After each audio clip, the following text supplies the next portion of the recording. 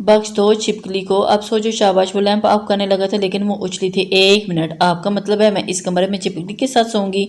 वो आंखें फाड़ते हुए उसके वजूद को यकसर अंदाज करती हुई बोली। राहिम ने दांत पीसे थे। तुम्हें अपना इतना बड़ा बचपन का शोर नजर नहीं आ रहा क्या? वो उसे घूरता हुआ लेटने लगा था। लेट क्या रहे हैं, मारें इसको। वो उसका बाजू झंझोड़ कर बोली थी और इस बात पर राहिम ने अपना बाजू छुड़वा कर करवट ली थी। कल मारूंगा, अभी सो जो। मकसद टालना था। आपके दोनों हाथ उसके बाजू पर रखते हुए उसका रुख जबरदस्ती अपनी तरफ मोड़ी थी। बिल्कुल भी नहीं, कॉल करें रिसेप्शन पर और उनसे बोले इनका बंदोबस्त करें, वरना मैं इस होटल में किसी को भी नहीं सोने दूंगी। वो अपना फैसला सुनाती उसे तपा गई थी। हीर, हमने कल चले जाना है, एक ही रात ही की तो बात है। वो बड़ी मुश्किल से खुद पर काबू पाते हुए अपना लहजा नरम बनाता बोला था। और इस एक रात में मैं फोत होगी तो? वो हल्की से बोली थी। दिल तो कह रहा है तुम्हें खाई में। राहिम ने बहुत मुश्किल अपनी जुबान रोकी थी। शो में किस्मत छिपकली के हो में सुन हो ही नहीं पाई थी। वो सुन ही नहीं पाई थी। हाय मारे मानते हुए 12:30 बजे जाती घड़ी को देखते हुए उसने रिसेप्शन पर कॉल की थी। मैनेजर ने माजत करते हुए कमरा बदलने की पेशकश की थी। इससे पहले कि राहिम माजत करता बड़े हक से हाँ कर गई थी। राहिम हसन अपने हाल पर रहम आए थे। रात के 1 बजे सारा सामान पैक करके कमरा बदलवा गई थी। अगले दिन सुबह 11 बजे वो लोग कराची अपने घर आए थे। राहिम को चेंज करने चला गया था जबकि वो कब से फायजा बेगम और रिदा का सरकारी थी। ओह रिदा, क्या बताऊं मोनाल रात कितना हसीन लगता है। वो आंखें बंद करती थी। सबर में मोनाल पहुंची थी। पुप्पो ऐसे कह रही है जैसे ये दिन में रोज मोनाल झाड़ू पोंछा करने जाती है। रिदा तो उसने पट से आंखें खोली और फायजा का कहका जानदार था। तुमने इस तकिया उठाकर रिदा की पिटाई करनी चाहिए थी। मेरी दीवानी भतीजी अभी भी जंगजू है। उसके हाथ में तकिया लेते उसे देखकर प्यार से मुस्कुराई थी। आपके जंगजू भतीजे के साथ जो रह रही हूँ, वो पूरा सा मुंह बनाकर बोली थी और हमेशा की तरह दरवाजे पर खड़ा फुप्पो का प्यारा सा भतीजा सोच रहा था कि इतनी मोहब्बत लुटाने के बाद भी वो अपनी बचपन की बीवी के लिए जंगजू ही था। वैसे फुप्पो भाई को वहाँ खाइयाँ नहीं दिखी थी क्या? और रिदा ने फायजा को देखा था। मेरी जान को वो खाई में फेंकने का सोच भी करके तो दिखाए। खाना खींचूंगी उसके। फायजा ने मोहब्बत से उसे अपनी भतीजी को अपने साथ लगाया था। वाह फुप्पो, आपने तो मेरे कानों की ट्रेन रोकने की चेन ही समझ लिया। जब चाहे खींच लेती हैं। वो बदमजा होते हुए अपने कानों को हाथ लगाते हुए दिल में सोचे गया, छोड़े ना पुप्पो इसको। मैंने आपको जू का तो बताया ही नहीं। उफ फरीदा, तुम यकीन नहीं करोगी, वहाँ इनसे सिर्फ 1-2 इंच छोटा तो शेर था। उसकी मुबालगा आराई पर राहम का कहका जानदार था। सब ने मुड़कर देखा। वो हंसता हुआ अंदर आया था। मतलब कभी छिपकली कभी शेर। भाई इसको कौन से जू लेके गए थे आप? रिदा ने हैरत से भाई को देखा। कोई नहीं पुप्पो, शेर की हाइट सर को मिलाकर तकरीबन इनके जितनी ही थी। वो शेर के कद आदम साइज का जहन में रखती हुई अपनी बात पर जोर देती हुई बोली थी। फायजा हंसी थी। वो चलता हुआ सामान सामने रखे हुए सोफे पर बैठ गया। ही तुमने रिदा और पप्पो को अपने क्यूट शिप पॉलिश बेबी के बारे वो इस बार इससे पहले कि वो जुमला पूरा करता हीर ने आंखें दिखाई थी। वो नहीं चाहती थी कि राहिम और रिदा और फायजा के सामने बंदर वाली बात करके रिदा को उसका रिकॉर्ड बनाने का मौका लगा दे। हिम है हीर, तुम्हें कोई क्यूट सा भी मिला था? रिदा ने इश्तियाक से पूछा था। हीर ने शोला बार नजरों से राहिम को घूरा था। को नजरअंदाज करता बमुश्किल अपनी हंसी रोकता हुआ रिदा को देख रहा था। ऐसा वैसा वहाँ जू में हीर को अपनी बरादरी मिली थी बंदरों की। उसके बाद पर फायजा और रिदा का कहका निकला था। हीर ने गुस्से से अपने बचपन के शोहर को देखा था जो उसकी इज्जत का पोल खोलने वाला था। हीर, तुम्हें तो बंदर बहुत पसंद है ना? फायजा ने हंसते हुए उसे देखा था। वो एकदम सबको बुलाकर जोश में आई थी। जी वो क्यूट से पाले से थे, बिल्कुल बेबी शाह। वो तो सफर में बंदर को सोचती बोली थी। चेहरे पर जोश छलक रहा था। बस क्यूटनेस ओवरलोडेड थी। क्यों हीर? राहिम ने बेसाख्ता उसकी बात पूरी की थी। हीर खा जाने वाली नजरों से उसे देखा था। तभी राहिम का मोबाइल बजा था और उसने हंसते हुए कार रिसीव की थी। कौन? अपना मीरू। ये कहाँ से मिल गया तुझे? वो फवाद से बात कर रहा था और उसकी हंसी उसका लहजा बता रही थी। तभी फायजा अपनी बेटी के बुलावे पर वह हर कमरे में उठकर बाहर चली गई थी। चलो आज शाम मेहरान सुमरो भी से भी मिल लेते हैं। वो अपनी जगह से खड़ा हुआ था। मेहरान? रिदा ने जेरे लब दोहराया। हीर ने हैरत से उसे देखा। ओ हाँ, उसकी भैंस का क्या नाम था? हाँ मिठी। वो कहकर लगा था कमरे से बाहर निकल गया। हीर, कितना प्यारा नाम है ना?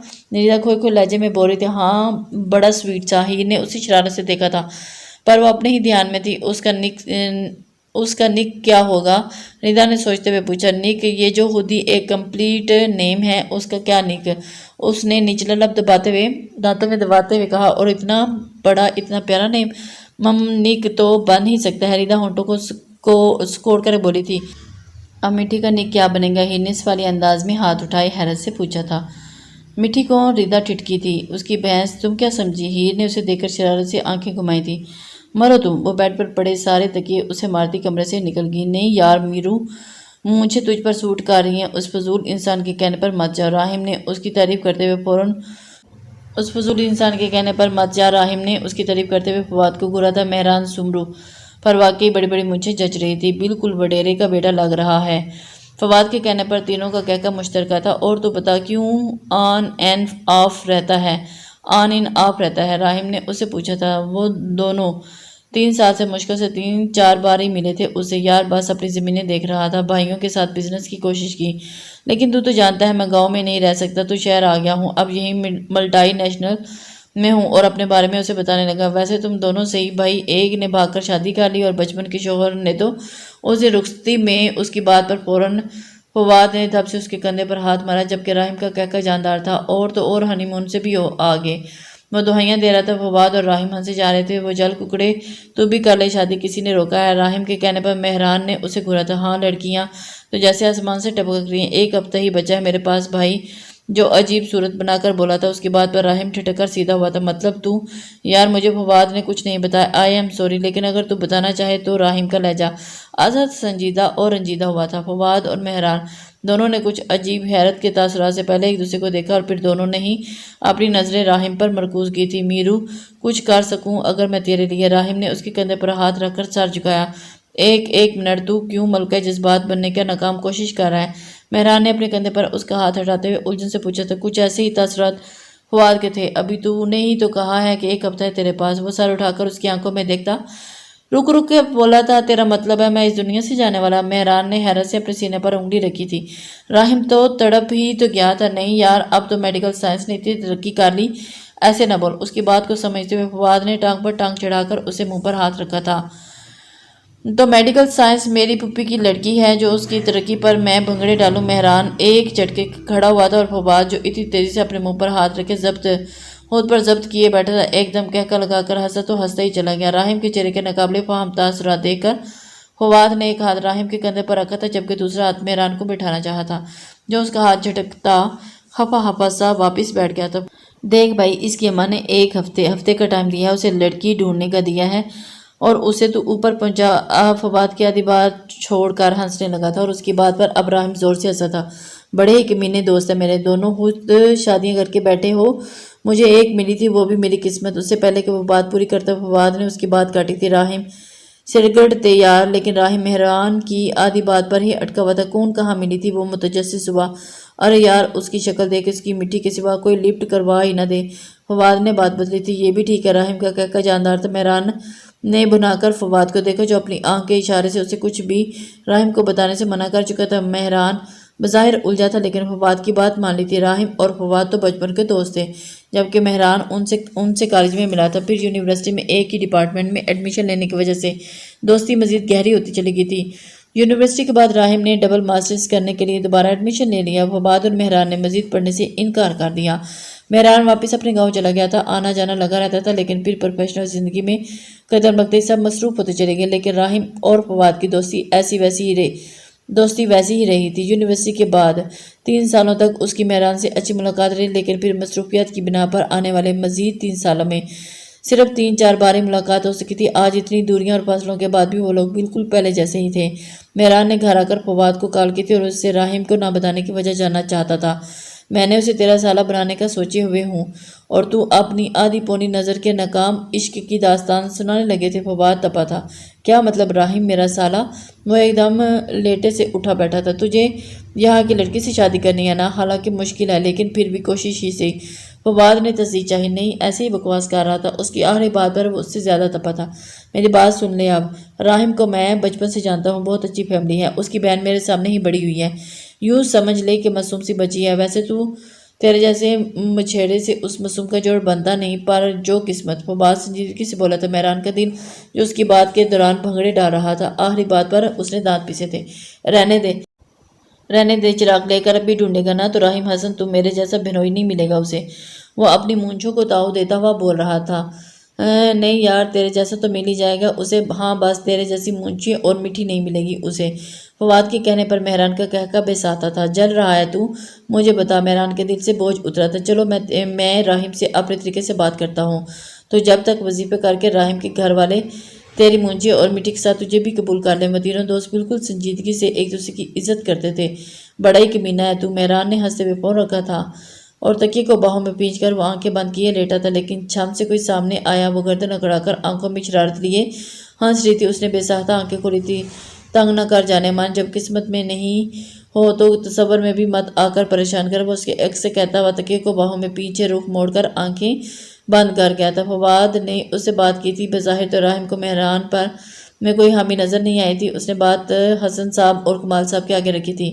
اس کی ضمانت راحم لے رہا تھا، وہ دونوں کو بھلا کیا اعتراض ہوتا۔ انہوں نے مہران کو گھر بلانے کا کہا تھا۔ گھر کے لوگ پہلے مہران سے ملے تھے، جب تک اس کی ماں اور بھائی اور بھابیاں بھی پہنچ جاتی گاؤں سے۔ بدھ کی شام اور راحم نے مہران کو اپنے گھر آنے کی دعوت دی تھی۔ جب یہ بات ہیر کو پتہ چلی تو اس نے ردا کی ناک میں دم کر دیا تھا۔ آج بدھ تھا، فائزہ بھی صبح صبح پہنچ گئی تھی۔ میری پیاری بہنیاں بنے گی دلہنیاں، ہیر نے اپنا گلا پھاڑتے ہوئے اس کے سر پر دوپٹہ اوڑھ ڈالا تھا۔ پھپھو دیکھ لیں اس کو، ردا جو کب سے اس کی حرکتیں برداشت کر رہی تھی، اس کی منمناتی ہوئی فائزہ سے اس کی شکایت کر گئی تھی۔ ردا نے اپنے سر سے دوپٹہ اتار کر ہیر کو گھورا تھا۔ بھائی بہنیں ایسے موقع پر ہاتھ سے تھوڑی جانے دیتی ہیں۔ فائزہ نے اسے شرماتے دیکھ کر ہنستے ہوئے ہیر کی سائڈ لی تھی۔ بالکل، آپ دیکھیے گا پھپھو میں کیسے اسے گن گن کر بدلے لیتی ہوں۔ ہیر کی آنکھوں میں واضح شرارتی کانفیڈنس سی۔ ردا اس کی باتوں پر گھبرائے جا رہی تھی۔ پھپھو مجھے یقین نہیں آ رہا، اپنی ردا شرما رہی ہے۔ ویسے پھپھو جو کچھ آپ نے مجھے اچھی بیوی بننے کے لیے سکھایا تھا نا، وہ سب میں اب بھی اپنی ردا کو سکھا دوں گی۔ آخر سینئر ہوں میں اس سے۔ ہیرا نے اس کا چہرہ اونچا ہیر نے اب اونچا کیا تھا۔ استغفراللہ پھپھو، یہ شادی کے بعد بالکل ہی بے شرم ہو گیا۔ وہ بولتی ہوئی ایک دم کھڑی ہوتی دروازے کی طرف بھاگی تھی جب اندر آتے راحم سے ٹکرائی تھی۔ دیکھ کر ابھی تھوڑی نہ تمہیں رخصت کر رہے ہیں۔ راحم نے اسے دونوں شانوں سے تھام کر چھیڑا تھا۔ وہ سرخ چہرے کے ساتھ ہی اسی شانوں میں چہرہ چھپا گئی تھی۔ سب کی کہکوں پر ردا کی اپنی شرمیلی ہنسی بھی شامل تھی۔ نام تو بتاؤ میرے داماد کا بھائی، فائزہ نے ہنستے ہوئے راحم سے پوچھا تھا۔ اب تو ہیر اور ردا بھی انجان تھی نام سے۔ بتاؤں؟ وہ بہن کو بازو کے حلقے میں لیے سر جھکائے شرارت سے پوچھتا تھا۔ بھائی پلیز، آپ اپنی بچپن کی بیوی کی طرح ایکٹ تو نہ کریں۔ اس کے شانے میں منہ چھپاتے ہوئے ہیر پر طنز کر گئی تھی۔ فائزہ اور راحم کا کہکہ بلند ہوا تھا، غدار نہ ہو تو، جبکہ ہیر نے دانت پیسے تھے۔ اچھا نام تو بتائے نا بھائی میرے دولہا بھائی کا۔ وہ راحم کو دیکھتی خوشی سے پوچھ رہی تھی۔ پھپھو میں آپ لوگوں کے لیے چائے لاتی ہوں۔ وہ راحم کے حصار سے نکلی تھی۔ مہران سمرو، وہ ہنستے ہوئے بولا تھا۔ ردا کے دل نے بیٹ مس کی تھی۔ ہیر کو سکتا ہوا تھا۔ یہ وہی نام تھا جو اس دن راحم کے منہ سے سن کر ہی ردا کے دل کو پہلی بار ہی اچھا لگا تھا۔ وہ تیزی سے کمرے سے نکلی تھی اور اس کے نکلتے ہیر کا سکتا ٹوٹا تھا۔ میں ردا کی ہیلپ کرواتی ہوں۔ وہ بھی تیزی سے بیڈ سے اتری تھی اور ارادہ باہر جانے کا تھا جب ہڑبڑاہٹ میں راحم کے کندھے سے جا لگی تھی۔ سوری۔ وہ اس کے کندھے کو سلاتی باہر کیوں بھاگی تھی؟ فائزہ نے ہنستے ہوئے راحم کو دیکھا تھا۔ یہ ابھی تک نہیں سدھری۔ وہ چلتا ہوا بیڈ پر بیٹھا تھا۔ یہ سانحہ عظیم اس جہاں میں واقع پذیر ہونا ناممکن ہے۔ وہ شانے اچکاتا بڑی سنجیدگی سے کھویا ہوا تھا۔ انہوں نے اس کے کندھے پر ہاتھ مارا تھا۔ توڑ دیں پھپھو بھتیجی، میرے کندھوں سے نہ تمہا کو۔ اس نے اپنا کندھا سلایا تھا اور فائزہ بے ساختہ ہنسی تھی۔ پھر وہ انہیں مہران کے بارے میں مزید بتانے لگا تھا۔ ردا کی بچی، ہیر نے اسے سیڑھیوں پر جا لیا تھا اور پھر گھسیٹتی ہوئی اپنے کمرے میں لے گئی تھی۔ ردا کے کمرے میں فائزہ اور راحم بیٹھے ہوئے تھے۔ کیا پاگل ہوگی ہو؟ ردا اپنی کلائی چھڑاتے ہوئے چلائی تھی۔ وہ سمجھ گئی ہیر کیا کہنے والی ہے۔ اس کے دل کی دھڑکن ابھی بھی بے ترتیب تھی۔ ابھی تو نک سوچ ہی لو میری بہن تم۔ وہ اپنے بیڈ پر گری تھی، پھر کونی بیڈ پر ٹکائے اس نے بڑے ہی سکون سے اپنا سر اس پر رکھتے ہوئے ردا کو مانی نظروں سے دیکھا تھا۔ کس کا نک؟ ہیر تمہارا دماغ واقعی چل گیا ہے، شاید وہ انجان بنی تھی میٹھی کا۔ ہیر برجستہ بولی تھی۔ ردا نے پھٹی پھٹی آنکھوں سے ہیر کو دیکھا تھا۔ میٹھی ردا کی زبان سے لفظ ٹوٹ کر نکلا تھا۔ دونوں کو لگا کمرے میں کسی نے ٹیپ ریکارڈ چلایا ہے۔ اب دیکھنا بیٹا، تمہاری شادی میں نے بھینسوں کے کاروبار والے سے نہ کرائی تو کہنا، جس کی بڑی بڑی مونچھ ہیر اس کی بھینس پہ ہے۔ ردا کے گلے میں پھنسی پھنسی آواز نکلی تھی۔ اپنی بات یاد آنے پر ہیر نے ردا کو دیکھا تھا۔ اس کے دیکھتے دیکھتے ہی وہ سیدھی ہو بیٹھی تھی۔ پھر وہ تو اس کی جانب اس کی مونچھیں بھی تو ہوں گی نا ردا؟ ہیر کے بولنے پر ردا غش کھا کر بیڈ پر گری تھی۔ پریشان کیوں ہوتی ہو؟ مونچھیں ہیں تو پھر کیا ہوا؟ وہ تو بہت اچھی لگتی ہیں۔ شش، آرام سے، پہلے میں دیکھتی ہوں وہ کہاں سے صحیح سے نظر آئے گا، پھر تم آنا۔ ہیر کو سرگوشی سے کہتے ہوئے دبے پاؤں آگے بڑھتی ردا اس بات میں سر ہلاتے ہوئے ہی رکی تھی جب پیچھے سے آواز آتی دونوں ہی اچھلی تھی۔ میں بھی ہوں جی میرے ساتھ یہ بے ایمانی پینو صاحبہ خود کا ان کے پلان میں شامل نہ کرنے پر ان کی شامت کو بلانے کو تھی۔ شش ہاتھ رکھو اپنے منہ پر۔ ہیر نے لبوں پر انگلی رکھتے ہوئے اپنے دانت پیسے تھے۔ ردا نے واقعی اس کے منہ پر اپنا ہاتھ جماتے ہوئے اس کی بولتی بند کی تھی۔ آخر کو اس کی پوری زندگی کا سوال تھا۔ ہیر آگے بڑھی تھی۔ ڈرائنگ روم میں ایک کھڑکی ذرا سی کھلی تھی اور شو میں قسمت کھڑکی سے لگے صوفے پر اس وقت کوئی بھی بیٹھا نہیں تھا۔ ہیر نے ذرا سا جھک کر اندر جھانکا تھا۔ سامنے نظر آتے وجود کو دیکھ کر اس کا ہاتھ اپنے دل پر گیا تھا جبکہ ہونٹ واہ ہی رہ گئے تھے۔ سفید شلوار قمیض، پیروں میں مردانہ چپل، داڑھی گھنی نہیں تھی۔ بلا شبہ وہ زبردست پرسنالٹی کا مالک تھا لیکن سارا ہی کام خراب کیا تھا۔ ہیر نے ڈرتے مرتے پیچھے مڑ کر دیکھا ردا کو اور ردا نے دھڑکتے دل سے ہیر کو انداز کو دیکھا تھا۔ ایک ہاتھ ابھی بھی دل پر رکھا ہوا تھا اور حیرت سے کھلے ہونٹوں سے ردا کو گھور رہی تھی۔ ردا اس کی تو مونچھیں بھی ہیں۔ ہیر صاحبہ کو تو اس کی مونچھوں پر اعتراض ہوا تھا تو کچھ غلط بھی تو نہیں تھا۔ مصوف کی دائیں بائیں لہراتی مونچھیں ضرورت سے کچھ زیادہ ہی لمبی تھی۔ ردا کو ہوشی کے دورے آنے لگے تھے۔ پینو کو تو وہیں چھوڑ کر ہیر کے کندھے پر لٹکی تھی اور پینو بیگم اس کے کندھے پر۔ سامنے 3 سیٹر صوفے پر مصوف بڑی شان سے ٹانگ پر ٹانگ چڑھائے بیٹھا تھا۔ اچھا خاصا معقول بندہ تھا۔ بس اس کی مونچھیں ردا کا ہاتھ بے اختیار اپنے دل پر گیا تھا اور اسے ایک دم سے ہول اٹھنے لگے تھے۔ اور بیٹا کچھ اپنے بارے میں بتائیں، انعام صاحب نے مسکرا کر اس سے پوچھا تھا۔ مہران پر اعتماد سے لہجے میں اپنے خاندان کے بارے میں تفصیل بتانے لگا تھا۔ ہیر یہ تمہاری بددعا ہے، میں تمہیں کبھی معاف نہیں کروں گی۔ ردا کی دکھ بھری سرگوشی راہم کے کان کھڑے ہوئے تھے۔ ساتھ بیٹھے فواد نے بھی چونک کر راہم کو دیکھا تھا۔ دیکھ ردا اتنا بھی برا بندہ نہیں ہے، پرسنالٹی تو دیکھو۔ ہیر نے اسے بہلایا تھا۔ راہم نے ٹانگ پر ٹانگ چڑھائی اتاری تھی اور فواد کے ہونٹوں پر مسکراہٹ نے چوہا تھا۔ ہاں جی آپ ان مونچھوں پر جھولا جھول سکتی ہیں باجی جی۔ یہ پینو تھی۔ راہم حسن نے دانت پیسے تھے جبکہ فواد نے بڑی مشکل سے خود پر کنٹرول کیا تھا۔ ردا نے بے اختیار مڑ کر اسے دھماکہ چڑھا تھا۔ ہیر نے ہونٹوں پر ہاتھ رکھے اپنی بے ساختہ ہنسی کو روکا تھا۔ ہائے باجی آپ کب سے ہیر باجی کی طرح خطرناک ہو گئی ہیں، پینو نے اپنی پیٹھ سلائی تھی۔ ہیر کی ہنسی ایک دم رکی تھی۔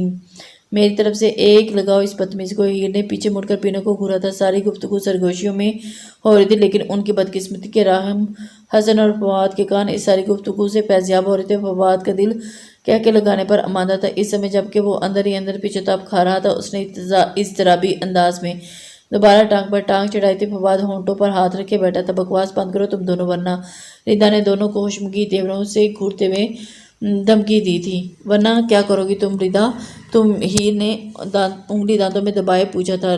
لہجہ ہمدردانہ تھا۔ ردا باجی ان کی مونچھوں سے لٹک کر خودکشی کر لیں گی جی؟ پینو بیگم نہایت ہی افسوس سے بولی تھی۔ فواد کو جھونکا لگا تھا۔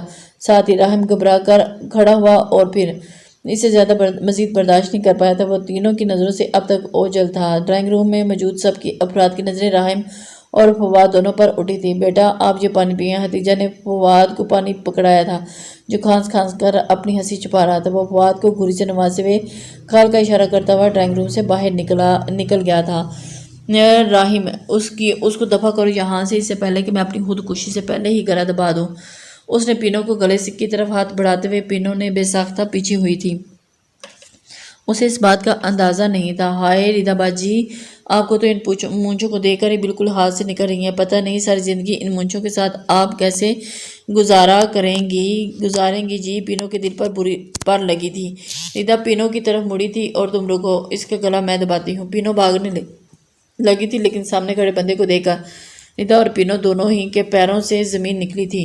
وہ سینے پر ہاتھ باندھے آنکھوں میں شعلے لیے گھورنے میں مصروف تھا لیکن محترمہ ہیر ابھی تک مہران سمروں کی مونچھوں میں الجھی تھی۔ ہیر بابا بائی۔